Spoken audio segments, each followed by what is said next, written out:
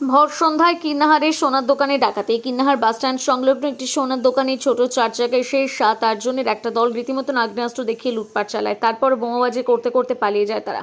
খবর দেওয়া হয় পুলিশকে। কিন্নাহার থানার পুলিশ ধাওয়া করেও তাদের কোনো সন্ধান করতে পারেনি। সোনার দোকানদার বাপ্পা কর্মকার এই বিষয়ে জানান, হঠাৎ দোকানে ঢুকে লুটপাট চালায় দুষ্কৃতীরা। আতঙ্কিত হয়ে পড়েছিলাম। বীরভূমে এই ধরনের সোনার দোকানে ডাকাতি আগে ঘটেনি। একটি বেসরকারি সোনা নিয়ে লোন দেওয়া অফিসের গন্ডগোল হলেও ডাকাতির ঘটনা ঘটেনি। কি হলো ঘটনা? মিডিয়া কোন আমি বলবে 5 মিনিটের মধ্যে অপারেশন করতে 5 জন ছিল। আমি জানি না সিসিটিভি ক্যামেরা কতজন ছিল 5 জন ছিল। কটা বোম মেরেছে? বোম মেরেছে বাইরে। আমি ওই কবর কি করে আমি নিচে ওখানে বসে ঢুকে আছে আমাদের মানে ওরা কি গাড়িতে এসেছিল তাও জানি না।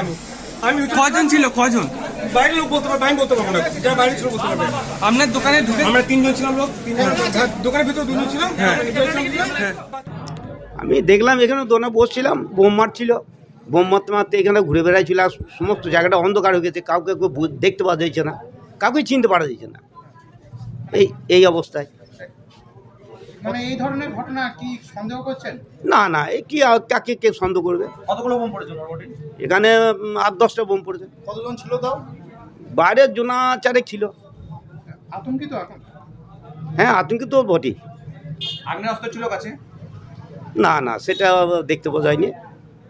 মানে কিভাবে তারা এসেছিল সেটা কিছু দেখেছেন? না কোন দিক দিয়ে গেছে তারা?